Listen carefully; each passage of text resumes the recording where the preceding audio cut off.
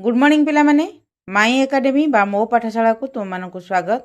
आज आम पंचम श्रेणी साहित्य बही जोटा बहीर ना अच्छे तुम भाषा महक 3 से बहीर पाठ 8 तीन माछर कहानी तीनटा माछंकर कहानी से विषयटी को पढ़ा बुझा आ तार प्रश्न उत्तर करदेवा।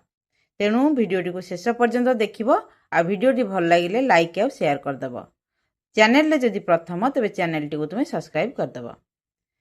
तेरे चल पाठ आरंभ करवा। जो तीन माछर कहानी यही विषयटी को लिखिं उदयनाथ षडंगी। ताल बही रे कौन अच्छी पढ़ा। बण भितरे गोटे बड़ पोखरी थिला। सेथिरे रोही भाकुर बालिया शेउल प्रभृति खूब बड़ बड़ माछ रहुथिले। पुणी केरांडी दंडीकिरी भली अति सान सान माछ भी रहुथिले। अच्छा पोखरी रे तो माछ रहिबा कथा तो छोट बड़ समस्ते रुहंती। गाँ मानकर जो मानकर पोखरी अच्छी आ पोखरी जो दिन उज्जुला हुए से दिन तुम भितर किए देखीचे मते कहब कमेंट रे। पोखरी उज्जुला हबार अर्थ पोखरी सबुतक माछ से दिन धरा हब। खरा दिने साधारणतः पोखरी पानी सुखी जाए, अल्प अल्प पानी थाए से पोखरी को से दिन सबू माछ को धरी दिया जाए, मान धरवाई चेष्टा करा जाए। सबू माछ तो धरी हुएंतिनी, केतेक माछ पंखरे लुचिकी रही जाती, आउ केतेक माछ धरा हुए, केतेक छोट छोट माछ भी खरारे मरी जाती, ताकू बग माने आसिकी खाई दियंती। ए सबू अनुभूति आम मानकर अच्छी। तुम मानक भितर कहार यही अनुभूति अच्छी मते जनइब। भारी मजा लगे। मु तो पंख भितर पशि पारे ना, किंतु गड़िया उपरे बसी बा पोखरी उपरे बसिकी मु चेष्टा करी एते माछ तो पहरुचंती। चिंगुड़ी छोट छोट माछ कंटिया चिंगुड़ी आ कंटिया सिंग सब ऊपर भासुथो से मु जानी पारिबी जे कोटा चिंगुड़ी कोटा कंटिया बेली। तेणु से माछ को मु चेष्टा कर छोट गोटे जाली धरिकी ताकू टेकिया पाइका, किंतु मोठे जेंती पंख कादो बाजिबनी। किंतु देखिया पाइका से दृश्य भारी मजा लगे। पंख भितर माछ खोजिकी बाहर करबा भारी बढ़िया लगे। तेणु से भली गोटे बड़ पोखरी थिला। से पोखरी रे रोही भाकुर बालिया शेउल ए जो ना सब दौनी माछ, ए माछ गुड़िक हूँ बहुत रक्त माछ। ए माछ गुड़िक लोक मैंने जो पोखरी उज्जला हवा दिन जो माछ धरती ताकू एका दिन खाआंतीनी। ए माछ गुड़िक माटी हांडी रे पुरैकिरी रखती। से माछ भी बहुत दिन पर्यंत बंचती। तेणु रखिकी से अल्प अल्प अल्प अल्प आणिकी खाआंती। किंतु ए जो छोट छोट माछ सब मिले, केरांडी हैला दंडीकिरी हैला, ताकू सब कौन करती भल भाव परिष्कार कर धोईकिरी सुखेइकिरी सुखुआ करिकी रखती। ताकू भी वर्ष सारा खाआंती। बुझिपारछ? तेबे छाड़ ये तो सब अनुभूतिर कथा। तेणु पढ़िली बेलिकी मने पड़गला सब छोट छोट बेलर कथा गुड़ाक तुम मान सहित शेयर करदेली। आशा करुँच तुम मानक भल लगी बोली। ते परवर्ती पारारे कौन देछि देखिबा। अति गरीब लोक हठात धनी होई गले जेमती फुली उठे, समस्तଙ୍କ पाखरे देखेई हुए। सान माछ केरांडी दंडीकिरी पानी कूले सबू समय सेमती फरफर हुंती। ये सेंटेन्स रो अर्थ कौन मु बुझी पारनी। प्रथम वाक्य सहित तल वाक्यर भी किसी सेमिति संपर्क थिला भलिया लागुनी। तेबे से जहा देइछि जे गरीब लोकटी जदि हठात धनी होई गला, निश्चित भाव ता मन रे बहुत गर्व पळे आसे। से भूली जाए जे से कौन थिला। किंतु एठी सान माछ केरांडी दंडीकिरी पानी कूले फकर फकर हवा सहित तार किसी संपर्क नाही। किंतु ए माछ गुड़िकर किसी श्रृंखला न थाए। ए दंडीकिरी आउ केरांडी माछ एमाने प्रायतः पानी ऊपर को उठी आसती, एमती फकर फकर हुंती, जहा फल से शीघ्र धरा पड़ती। बुझिपारछ? किंतु ए प्रथम वाक्य सहित आर किसी संपर्क नाही। निजर किसी बड़ीमा नथिले मध्य बड़ीमा देखाई हुंती। बड़ माछ सब पानी तले आनंदर बास करती। एटा ठीक है। ए वाक्य सहित आर संपर्क अच्छी, किंतु प्रथम वाक्यर नाही। एठी कौन देला ए जो केरांडी दंडीकिरी एक तो से माने श्रृंखलित नुहंती। द्वितीयत से माने कौन करती ना जानी पारंतीनी जे मु जदि बाहर को बाहरी पानी ऊपर को ताल मते धरे नेबे बोली। किंतु अज्ञातवशत हो पछे निजर बड़ीमा देखै हवा द्वारा से माने हैरान पड़ती। किंतु बड़ माछ माने सी पानी तले थांती, शांति रे आराम रे रुहंती। तांकू पंख भितर उद्धार करबा एते सहज नुह। केवल पानी उझाड़िले ही तांकू धरी हबो। से माने एमती ऊपर को आसी भासंतीनी। दिने କେଉଟମାନେ ସେଇ ବାଟ ଦେଇ ଯାଉଥିଲେ। କୋଉ ବାଟ ଦେଇ ନା ଗୋଟେ ପୋଖରୀରେ ଯୋଉ ସବୁଯାକ ମାଛ ଥିଲେ ସେଇ ପୋଖରୀ ବାଟ ଦେଇକି ଯାଉଥିଲେ। ସେମାନଙ୍କ କାନ୍ଧରେ ଜାଲ ଭାର ଓ ହାତରେ ମାଛ ଖାଳି। ପୋଖରୀ ପାଖରେ ଠିଆ ହୋଇ କଥାବାର୍ତ୍ତା ହେଲେ। ଏ ପୋଖରୀରେ ବହୁତ ମାଛ ଅଛନ୍ତି, କାଲି ସକାଳୁ ଆସି ଜାଲ ପକେଇ ଧରିନେବା। ସେ ଯୋଉ ମାଛ ଯୋଉ ପୋଖରୀରେ ଅଛନ୍ତି ସେ ପୋଖରୀ ବାଟ ଦେଇକିରି କେଉଟମାନେ ଯାଉଥିଲେ। କେଉଟ କହିଲେ ଯୋଉମାନେ ମାଛ ଧରନ୍ତି ସେମାନେ ଯାଉଥିଲେ। ସେ ପୋଖରୀ ପାଖରେ ଠିଆ ହେଇ କଥାବାର୍ତ୍ତା ହଉଛନ୍ତି ଏ ପୋଖରୀରେ ବହୁତ ମାଛ ଅଛନ୍ତି। ଆଚ୍ଛା, ଏଇ ଯୋଉ କଥାଟି ସେମାନେ କହିଲେ ଯେ ପୋଖରୀରେ ବହୁତ ମାଛ ଅଛନ୍ତି, କେମିତି ଜାଣିଲେ? ନା ଏଇ ଯୋଉ କେରାଣ୍ଡି ଆଉ ଦଣ୍ଡିକିରି ଫକର ଫକର ହେଇକି ଡେଉଁଛନ୍ତି ପାଣି ଉପରେ, ସେଇଥିରୁ ସେମାନେ ଜାଣିଲେ ଯେ ଏ ଗଡ଼ିଆରେ ବହୁତ ମାଛ ଅଛନ୍ତି, ତେଣୁ କାଲି ସକାଳୁ ଆସିକି ଧରିନେବା ଆକୁ। ବୁଝିପାରୁଛ? ଦେଖ ଚିତ୍ରରେ ଏଇଠି ମାଛ ସବୁ ଅଛନ୍ତି, ପୋଖରୀଟେ, ଗଛ ଅଛି, ସୁନ୍ଦର ପ୍ରାକୃତିକ ଦୃଶ୍ୟଟିଏ କରିଛି ଆଉ। ତାପରେ ଦେଲା ପାଣି ତଳେ ରହୁଥିବା 3ଟି ବଡ଼ ମାଛଙ୍କ ଭିତରେ ବନ୍ଧୁତା ଥିଲା। ଗୋଟିଏ ମାଛର ନାଁ ଥିଲା ଅନାଗତ ବିଧାତା, ଦ୍ୱିତୀୟଟିର ନାମ ଥିଲା ସୁଚତୁର, ଆଉ ତୃତୀୟଟିର ନାମ ଥିଲା ଦୀର୍ଘସୂତ୍ରୀ। ଯୋଉ ବଡ଼ ବଡ଼ ମାଛ ଥିଲେ ସେମାନେ ପାଣି ତଳେ ରହୁଥିଲେ। ତାଙ୍କ ଭିତରୁ 3ଟା ମାଛଙ୍କର ସହିତ ପରସ୍ପରର ଭଲ ସମ୍ପର୍କ ଥିଲା, ବନ୍ଧୁତା ଥିଲା। ସେ 3ଟା ମାଛଙ୍କର ନାଁ ଗୋଟେ ଏଠି ଦିଆଯାଇଛି। ପ୍ରକୃତରେ ଏ ନାଁ ସବୁ ମାଛଙ୍କର ନୁହେଁ, କିନ୍ତୁ ଜାଣିବା ପାଇଁକା ଗୋଟେ ନାଁ ଦିଆଯାଇଛି 3ଟା ମାଛଙ୍କ ନାଁ। ଅନାଗତ ବିଧାତା, ସୁଚତୁର ଆଉ ଦୀର୍ଘସୂତ୍ରୀ। କେଉଟମାନଙ୍କ କଥା ଶୁଣି ଅନାଗତ ବିଧାତା ଡରିଗଲା। ସେ ଅନ୍ୟ 2 ବନ୍ଧୁଙ୍କୁ ପାଖକୁ ଡାକି କହିଲା, ଭାଇ ଚାଲ ଆଜି କୁଆଡ଼େ ପଳେଇବା। ରାତି ପାଇଲେ କେଉଟମାନେ ଆସି ଏ ପୋଖରୀରେ ଜାଲ ପକେଇବେ। ଆମ ସମସ୍ତଙ୍କୁ ଧରି ନେଇ ମାରିଦେବେ। ଅନ୍ୟ ପୋଖରୀକୁ ଗଲେ ଆମ ଜୀବନ ରହିଯିବ। ସେ ଯୋଉ 3 ଜଣ ମାଛ ଭିତରୁ ଯୋଉ ପ୍ରଥମ ମାଛଟି ଅନାଗତ ବିଧାତା, ସିଏ ଶୁଣିଦେଲା ଏ କେଉଟମାନଙ୍କର କଥା। ଶୁଣିକି ସେ 3 ଜଣ ଯାକ ବସିକି କଥାବାର୍ତ୍ତା ହେଲେ।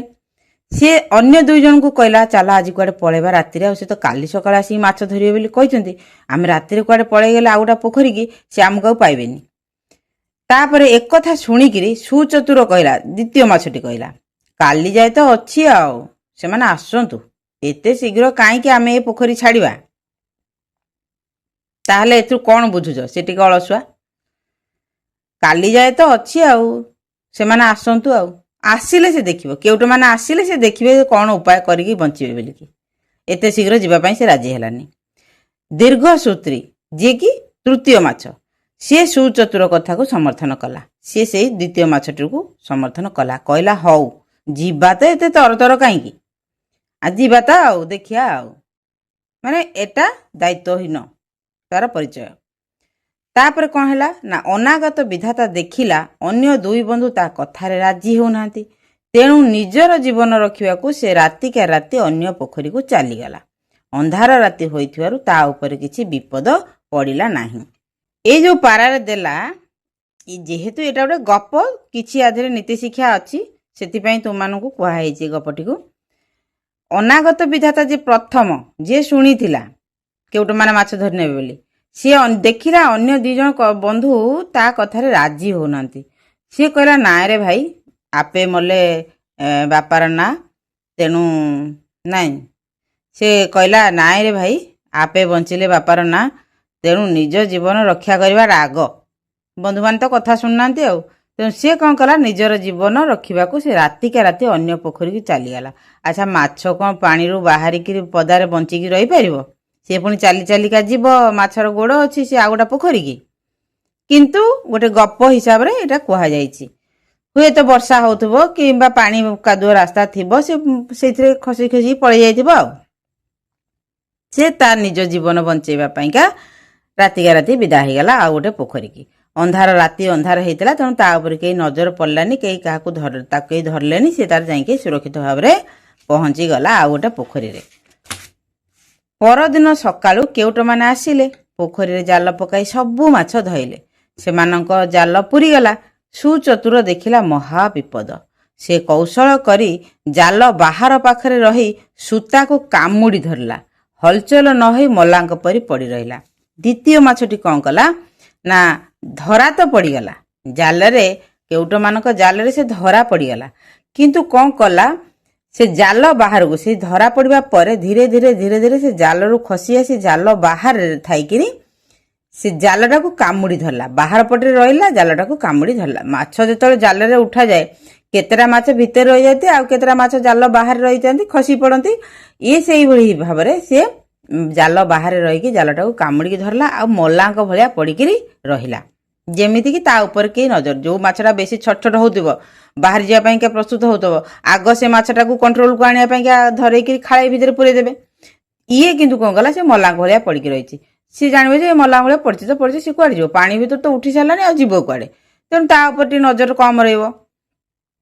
ତୃତୀୟ ମାଛଟି ଦୀର୍ଘସୂତ୍ରୀ କିନ୍ତୁ ମହା ଅଳସୁଆ। ସେ ପଙ୍କ ଉପରେ ସେଇ ପର୍ଯ୍ୟନ୍ତ ଶୋଇ ରହିଲା, କିଛି ଜାଣିପାରିଲାନି। ନିଦ ଭାଙ୍ଗିଲା କ୍ଷଣି ଦେଖିଲା ଜାଲ ଭିତରେ ସେ ବନ୍ଧା ହେଇଛି। ସେ ଯେଉଁ ପାଣି ଭିତରେ ଥିଲା ସେ ଜାଲ ଭିତରେ ଆସିକି ପଡ଼ିସାରିଲାଣି, ତାକୁ ଜଣା ନାହିଁ। ଶୋଇଛି ତ ଆଉ, ହଉ ଦେଖିବା ଆଉ, ସେ କହିଥିଲା ହଉ ଦେଖିବା ଆଉ, ଯିବା ତ ଏତେ ତରତର କାହିଁକି? ତେଣୁ ତରତର ନ ହେଇକିରି ଜାଲ ଭିତରେ ବନ୍ଧା ହେଇକି ପଡ଼ିଲା। ଜାଲରେ ମାଛ ସାଙ୍ଗକୁ ବହୁତ ପଙ୍କ ଓ ଦଳ ପଶି ଯାଇଥିଲା। ତାହା ସଫା କରିବା ପାଇଁ କେଉଟାମାନେ ଆର ପୋଖରୀକୁ ଗଲେ। ସେ ପାଣିରେ ଜାଲ ବୁଡ଼ାଇ ଦେବା କ୍ଷଣି ସୁଚତୁର ସୂତା ଛାଡ଼ି ପାଣି ଭିତରକୁ ଯାଇ ଲୁଚିଗଲା। ଜାଲ ଭିତରେ ପଡ଼ି ରହିଥିବାରୁ ଦୀର୍ଘସୂତ୍ରୀ ଖସି ଯାଇପାରିଲା ନାହିଁ, କେଉଟଙ୍କ ହାତରେ ଧରା ପଡ଼ିଲା। ତାହେଲେ ଏଠି କ'ଣ ଜାଣିଲ? ସୁଚତୁର, ଚତୁର ତ ଜାଣିଛ, ଚତୁର ଚାଲାକ। ସୁଚତୁର ଆ ଚାଲାକ ଠାରୁ ଆହୁରି ଭଲ ଚାଲାକ। ସିଏ କ'ଣ କରିଛି, ଯେଉଁ ଜାଲକୁ କାମୁଡ଼ି ଧରିଥିଲା, ଜାଲ ଭିତରେ ପଙ୍କ ଥିଲା, ଦଳ ଥିଲା, ସବୁ ଥିଲା। ତେଣୁ ସେ ଜାଲଟାକୁ ଧରିକିରି ନେଇକି ଆଉ ଗୋଟେ ପାଣି ଜାଗାରେ କିଛି ବୁଡ଼େଇ ଦେଲେ ପଙ୍କ କାଦୁଅ ଟିକେ ବାହାରି ଯିବେ, ତାପରେ ମାଛ ଗୁଡ଼ାକ ସେମାନେ ଧରିକି ନେବେ। ସେଥିପାଇଁ କେଉଟମାନେ କ'ଣ କଲେ, ସେ ଜାଲ ସହିତ ନେଇକିରି ଆଉ ଗୋଟେ ପୋଖରୀରେ ଧୋଇବାକୁ ଗଲେ, ଯାହାଦ୍ୱାରା କି ପଙ୍କ ଆଉ ଦଳ ବାହାରି ଯିବ ଆଉ ମାଛ ଗୁଡ଼ା କେବଳ ଜାଲରେ ରହିଯିବେ। ଏଇ ସୁଯୋଗ ନେଇକିରି ବାହାର ପଟରେ ଥିଲା ସୁଚତୁର, ଜାଲକୁ କାମୁଡ଼ିକିରି ଧରିଥିଲା। ଯେମିତି ସେ ପାଣିରେ ବୁଡ଼େଇଛନ୍ତି ପଙ୍କ ଧୋଇବା ପାଇଁ, ସୁଚତୁର ବାହାରିକି ଖଲାସ ପାଣି ଭିତରେ ପଳେଇଗଲା। ମାଛ ପାଣି ଭିତରେ ଗଲା ପରେ ଆଉ କ'ଣ ତ ଜାଣୁଛି ନା କିଏ ଧରୁଛି? କିନ୍ତୁ ଯେଉଁ ଆମର ବୁଦ୍ଧିଆ ତୃତୀୟ ଦୀର୍ଘସୂତ୍ରୀ, ସିଏ କିନ୍ତୁ ଆଉ ଯାଇପାରିଲା ନାହିଁ। ସେ ଜାଲ ଭିତରେ ଖସିକି ରହିଲା, ଆଉ କେଉଟମାନେ ତାକୁ ଧରିକି ନେଇଗଲେ, ମାରିକି ଖାଇଲେ। ସେଇଥିପାଇଁ ପଣ୍ଡିତମାନେ କହନ୍ତି, ଯେତେବେଳେ ଯାହା କରିବାକୁ ଆବଶ୍ୟକ ତାହା ସଙ୍ଗେ ସଙ୍ଗେ କରିବ। ଯାହା ଯେତେବେଳେ କରିବା କଥା ସେଇଟା ହିଁ ସେଇ ଟାଇମ୍ରେ ହିଁ ତୁମେ କରିବ, ଅପେକ୍ଷା କରିବନି। ହଁ କରିବା, ଦେଖିବା, ପରୀକ୍ଷା ତ ଅଛି, ଆହୁରି 15 ଦିନ ଅଛି, ପଢ଼ିବା ତ ଆଉ ହେଇଯିବ ମୋର। ଏଇ ଯେଉଁ ଚିନ୍ତାଧାରା, ଏଇଟା ସମସ୍ତଙ୍କୁ ହଇରାଣରେ ପକାଏ। ବୁଝିପାରିଲ? ଏବେ ବିଷୟବସ୍ତୁଟା ସରିଗଲା, ଗପଟି ସରିଗଲା, ଭଲ ମଜାଳିଆ ଗପଟି ସରିଗଲା। ବୁଝିପାରିଥିବ ନିଶ୍ଚିତ ଭାବରେ ତୁମମାନେ। ଏ ଗପକୁ ଛୋଟବେଳେ ବି ଆମେ ଜହ୍ନମାମୁଁରେ ବି ପଢ଼ିଛେ, ଆହୁରି ବହୁତ ଜାଗାରେ ବି ମଧ୍ୟ ଏଇ ଗପଗୁଡ଼ିକ, ଏଇଭଳି ଗପ ବା ଏଇ ଗପଟି ସାଧାରଣତଃ ଦିଆଯାଇଥାଏ, ଆମେ ଗପ ପଢ଼ି ସାରିଛେ। ଏବେ ଚାଲ ତାର ପ୍ରଶ୍ନ ଉତ୍ତର କରିଦେବା। ଦେଖିବା ପ୍ରଶ୍ନ ଉତ୍ତର ତୁମର କ'ଣ ଦେଇଛି ନା ଆଉ କିଛି ବାକି ଅଛି? କ'ଣ ଅଛି? ପଞ୍ଚତନ୍ତ୍ର ଉପରେ ଆଧାରିତ। ଏଇ ଯେଉଁ ଗପଟି, ଏଇଟା ପଞ୍ଚତନ୍ତ୍ର ବହିରୁ ଆସିଛି। ପଞ୍ଚତନ୍ତ୍ରର ଲେଖକ ହେଉଛନ୍ତି ପଣ୍ଡିତ ବିଷ୍ଣୁ ଶର୍ମା, ଏଇଟାକୁ ଲେଖିଥିଲେ। ତାହେଲେ ଏଇ ଯେଉଁଟା ପାରା କ'ଣ ଦେଇଛି ପଢ଼ିଦେବା। ପଞ୍ଚତନ୍ତ୍ର ନୀତିକଥା ସାହିତ୍ୟର ଏକ ମୂଲ୍ୟବାନ ଗ୍ରନ୍ଥ, ଯାହା ପ୍ରାୟ 2500ରୁ 3000 ବର୍ଷ ପୂର୍ବେ ଆମ ଭାରତରେ ରଚନା କରାଯାଇଥିଲା। ପଣ୍ଡିତ ବିଷ୍ଣୁ ଶର୍ମା ଏହାକୁ ଲେଖିଥିଲେ। ପଞ୍ଚତନ୍ତ୍ରର ରଚନାକୁ ଏକ ଶିକ୍ଷଣ ସାମଗ୍ରୀ ଭାବେ ଗ୍ରହଣ କରାଯାଇଥିଲା, ଯାହାର ମୂଳ ଲକ୍ଷ୍ୟ ଥିଲା ପିଲାମାନଙ୍କୁ ମନଛୁଆଁ କାହାଣୀ ମାଧ୍ୟମରେ ଜୀବନର ମୂଲ୍ୟବୋଧ ଶିକ୍ଷା ଦେବା। ଏହି ଗ୍ରନ୍ଥରେ ନୈତିକ ଶିକ୍ଷା ଦେବା ଉଦ୍ଦେଶ୍ୟରେ ବିଭିନ୍ନ ପଶୁପକ୍ଷୀଙ୍କୁ ଚରିତ୍ର କରି ରଚନା କରାଯାଇଛି। ଏହା ଖାଲି ପିଲାମାନଙ୍କୁ ନୁହେଁ, ବରଂ ବୟସ୍କମାନଙ୍କୁ ମଧ୍ୟ ଆନନ୍ଦ ଦେବାରେ ସହାୟକ ହୋଇଥାଏ। ଆଜିର ସମୟରେ ମଧ୍ୟ ଏହି କାହାଣୀଗୁଡ଼ିକର ପ୍ରାସଙ୍ଗିକତା ଅଛି। ଏଇ ଯେଉଁ ଗପଟି ତୁମେ ପଢ଼ିଲ, ଏଇଟା ପଞ୍ଚତନ୍ତ୍ରରୁ ଆସିଥିବା ଗୋଟେ ଗପ। ପଞ୍ଚତନ୍ତ୍ର ହେଉଛି ଗୋଟେ ମୂଲ୍ୟବାନ ବହି, ଯାହାରେ କେବଳ ଗପ ହିଁ ଗପ, କିନ୍ତୁ ଗପ ମାଧ୍ୟମରେ ପ୍ରତ୍ୟେକଟି ନୀତିଶିକ୍ଷା ଆମ ଜୀବନର ମୂଳ ଲକ୍ଷ୍ୟ, ମାନେ ଜୀବନରେ ବଞ୍ଚିବା ପାଇଁକା ସେସବୁ ନୀତିଶିକ୍ଷା, ଆମର ନୈତିକ ଶିକ୍ଷା ନିତ୍ୟାନ୍ତ ଆବଶ୍ୟକ। ତେଣୁ ସେଇ ଶିକ୍ଷାଟିକୁ ଛୋଟଠୁ ବଡ଼ ସମସ୍ତଙ୍କୁ ଜଣାଇବା ପାଇଁ ପଣ୍ଡିତ ବିଷ୍ଣୁ ଶର୍ମା ଏଇ ବହିଟିକୁ ଲେଖିଥିଲେ, ଯେଉଁଟାକି 2500ରୁ 3000 ବର୍ଷ ପୂର୍ବର ଏ ଗପ ବହି। ଆଜି ବି ସେ ଗପ ବହିର ମର୍ଯ୍ୟାଦା ଅଛି, ଆଜି ବି ସେ ଗପ ବହିର ମାନେ ସେତିକି ଇମ୍ପୋର୍ଟାନ୍ସ ଅଛି, ସେତିକି ଲୋକମାନେ ତାକୁ ପଢ଼ିବା ପାଇଁକା ଚାହୁଁଛନ୍ତି, ନୈତିକ ଶିକ୍ଷା ପିଲାମାନଙ୍କୁ ଦେବା ପାଇଁ ମଧ୍ୟ ଚାହୁଁଛନ୍ତି। ବୁଝିପାରିଲ? तेबे चल परवर्ती पेज रे कौन अच्छी प्रश्न उत्तर बोध अच्छी तुम देखीदबा। आस कथा हेबा एटा होची ओराल। तुमे केबे नई पोखरी बा समुद्र कूल रे बुलीछ कि? निश्चित भाव में बुलीथिबो। तीनिटार तो जुआड़ गोटे तो निश्चित बुलीथिबो। तुमे सेठारे कौन देखिछ? कौन देख? पोखरी थिले पोखरी रे दल देखिथिबो। आवश्यक स्थले दंडिकिरी आ केरांडी भलिया माछ मध्य देखिथिबो। समुद्र कूल तो पुरी को निश्चित भाव में तुम माने बुलिया को जाइथिबो। तेणु समुद्र कूल रे बुलीथिबो। सेठी कौन देखिथिबो ना बड़ बड़ लहड़ी ढेउ आछिकी कूल रे माड़ होउची। नई कूल रे जदि काहार घर होइथिबो से माने देखिथिबे नई कूल रे दृश्य केमितिया, नई पठा बाली रे पिला माने केमिति खेलुचंती, नई बढ़ी समय दृश्य ए सब तुम माने देखिथिबो। कौनसी कार्य को भाग्यर भरोसा रे छाड़ी देवा उचित कि? केबे नुहे। कौनसी कार्य को तुमे तुमर कर्म करि चलिबो।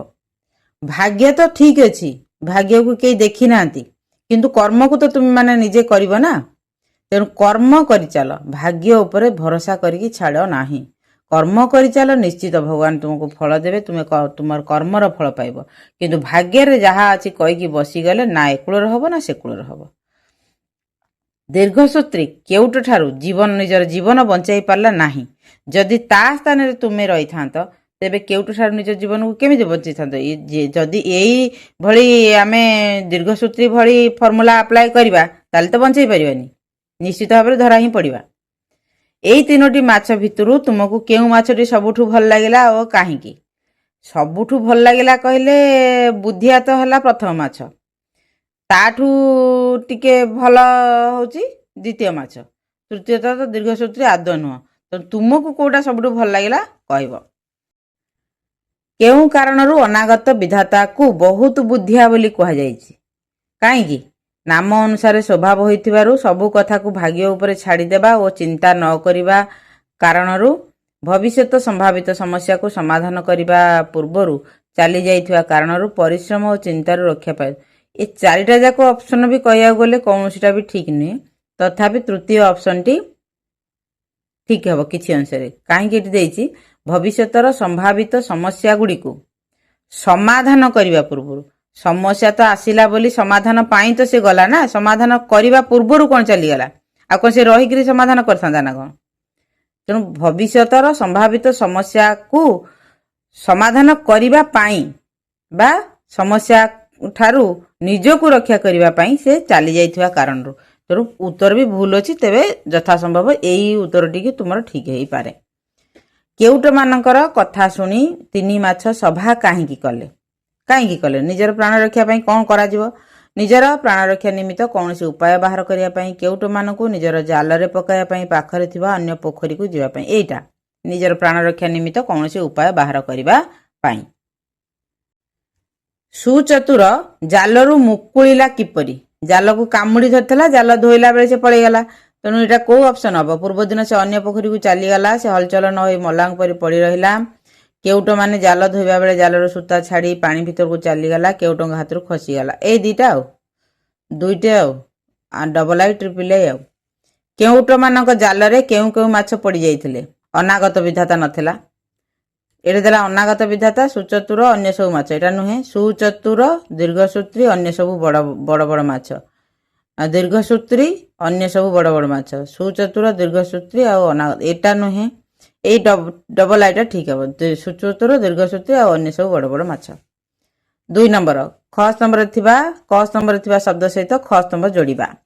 सुंदर पोखरी अनागत विधाता हला बुद्धिया, सुचतुर तीक्ष्ण बुद्धिया, बड़ बड़ माछ दीर्घसूत्री अलसुआ। जेहेतु विषय वस्तु गुड़िक से भली भाव चयन कराई तेणु स्तंभ मिलन भी साटिस्फैक्शन वाला नुह।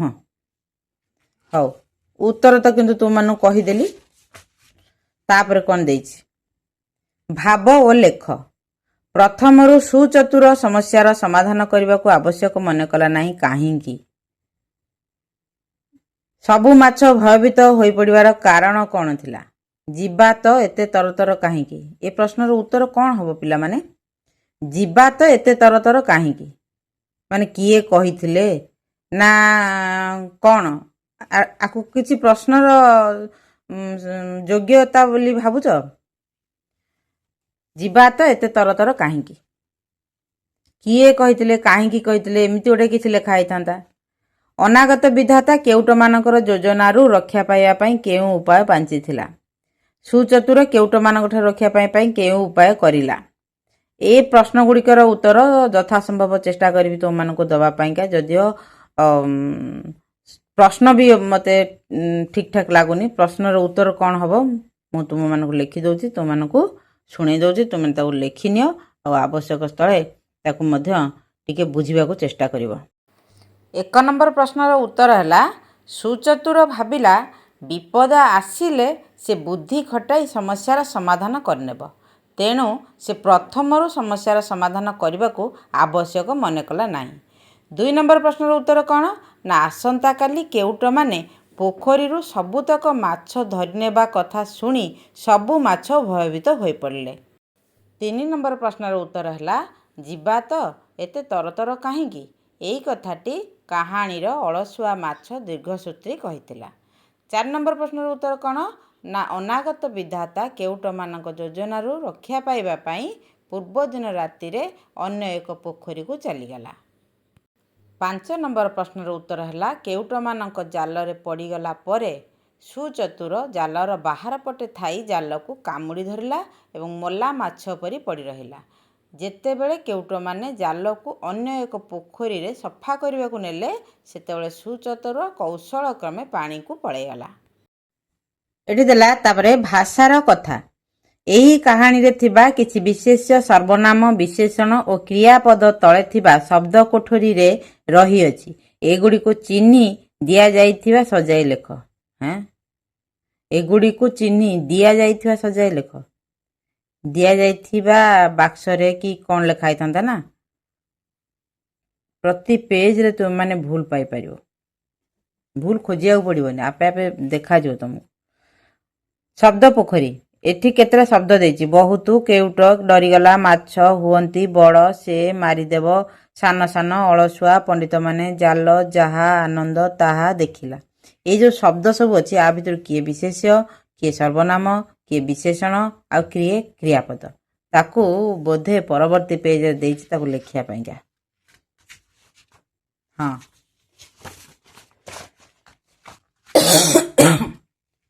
परवर्ती पेज रे दे देछि बॉक्स कर देछि तादर को कोठी कोटा को घरे रहिबो तुम मन ताऊ लिखिबो। एगुडी को मु लिखि दउछि तापर तुम मानू मु पढाई देबी। ताले एठी विशेष्य पद के हला ना केउट, पंडित माने, माछ, जाल आउ आनंद। सर्वनाम हला जहा, से, ताहा। विशेषण हला बहुत, सान सान, बड़ आउ अलसुआ। क्रिया हला डरीगला, मारिदेव, देखिला आउ हुअंती। बुझिला। तापर 2 नंबर देला एई कहानी रे आसुथिबा एक वचन और बहुवचन शब्द गुडी को खोजी निम्न रे दिया जाइथिबा तालिका को पूरण कर। एक वचन बहुवचन केउट, केउट माने, से माने देछि से हबो एक वचन। माछ, माछ माने बा माछ गुडीक। लोक, लोक माने। तापर देला तळे दिया जाइथिबा उपयुक्त चिन्ह द्वारा शून्य स्थान पूरण कर। ए पोखरी रे बहुत माछ अछंती। अन्य पोखरी को गले आमर जीवन रहिबो कु लागिबो। अंधार राति होइथिबा रु किछि विपद पड़िला नाही। पानी तळे रहुथिबा तीनोटी बड़ माछक भितरे बंधुता थिला। हाउ ता परवर्ती पेज रे कोन अछि देखिबा। तळे केते गुडी विराम चिन्ह दिया जाइछि सेगुडी को व्यवहार करी निम्नलिखित वाक्य गुडी को आउ थरे लिखिबा। तेबे ए प्रश्न गुडी मु लिखि दउछि तापर तुम पढौछि देख। सेमानंक जाल पुरी गला पूर्णछेद। हौ जीवा तो एते तरतर काहींकी एटा इन्वर्टेड कमा भितर रहिबो आ हौ परे रहिबो गोटे कमा एठी रहिबो प्रश्नवाचक चिन्ह शेष रे। काली जाय तो अछि सेमाने आसंतु एते शीघ्र काहींकी आमे ए पोखरी छाड़िबा एटा भी इन्वर्टेड कमा भितर रहिबो कारण जनक कथा एटा। काली जाय तो अछि परे पूर्णछेद, सेमाने आसंतु परे कमा आ शेष रे पूर्णछेद। निद भांगिला क्षणी देखिला जाल भितर से बंधा होइछि। निद भांगिला क्षणी देखिला परे कमा जाल भितर से बंधा होइछि परे पूर्णछेद। तापरे अनुमान कल्पना एगुडी को कल्पना करिया को पड़िबो तेनु तुम माने एगुडी को पढ़ी किरी परस्पर भितर कथावार्ता हबो। बुझियला। तापरे कोन देइछि केउ देखिबा। କହିଲ ଦେଖି ତଳେ ପାଣିରେ ପହଁରୁଥିବା କେତେଗୁଡ଼ିଏ ମାଛଙ୍କୁ ଧ୍ୟାନର ସହିତ ଦେଖ। ସେମାନଙ୍କ ମଧ୍ୟରୁ କେଉଁ ଦୁଇଟି ପୂରାପୂରି ସମାନ? ଏଠି କେତେଟା ମାଛ ଦେଇଛି? 5ଟା ମାଛ ଦେଇଛି। 5ଟାରୁ ଦେଖ 2ଟା ମାଛର ରଙ୍ଗ ଅଲଗା, ଏଇଟା 2ଟା ବାହାରିଗଲେ। ଆଉ 3ଟାକ ମାଛ ସମାନ ଅଛି ରଙ୍ଗ, କିନ୍ତୁ ତା ଭିତରୁ 2ଟା ସମାନ ଆଉ ଗୋଟେ ଅସମାନ। ଦେଖ ଏଇ 2ଟା 2 ନମ୍ବର 4 ନମ୍ବର ସମାନ ଅଛି, 5 ନମ୍ବରଟା ଅସମାନ ଅଛି। ଦେଖିପାରୁଛ? ଆର କେତେଟା ଡେଣା ଦେଇଛି? କାଲିସି ଆଉ ଡେଣା ଦେଖିଲ 1 2 3 4। ଆର ବି 1 2 3 4। ଆର କିନ୍ତୁ 1 2 3 4 5ଟା ଦେଇଛି। ତେଣୁ ଏଇଟା ଆଉଟ୍। ଏଇ 2ଟା ସମାନ, 2 ଆଉ 4 ସମାନ। ତେବେ ତୁମର ଏଇ ଯେଉଁ ବିଷୟଟି ଥିଲା 3 ମାଛର କାହାଣୀ, ଏଠି ସରିଗଲା।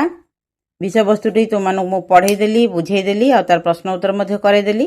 ଆଶା କରୁଛି ତୁମମାନେ ଭଲ ଭାବରେ ବୁଝିପାରିଥିବ ଆଉ କିଛି ଆନନ୍ଦ ମଧ୍ୟ ପାଇଥିବ। ଯଦି ଭିଡ଼ିଓଟି ଭଲ ଲାଗିଥାଏ ତେବେ ଲାଇକ୍ ଆଉ ସେୟାର କରିଦେବ। ଆଉ ଯଦି ଚ୍ୟାନେଲରେ ପ୍ରଥମ ତେବେ ଚ୍ୟାନେଲଟିକୁ ସବସ୍କ୍ରାଇବ୍ କରିଦେବ। ଆଉ ଏକ ଭିଡ଼ିଓରେ ପୁଣି ଥରେ ଦେଖାହେବ। ସେ ପର୍ଯ୍ୟନ୍ତ ସୁସ୍ଥ ରୁହ, ସୁରକ୍ଷିତ ରୁହ ଆଉ ସବୁଠାରୁ ବଡ଼ କଥା ହେଲା ପ୍ରକୃତିକୁ ବଞ୍ଚାଇ ରଖିବାରେ ନିଜର ଅବଦାନ ଦିଅ। ରହୁଛି। ଗଡ୍ ବ୍ଲେସ୍ ୟୁ।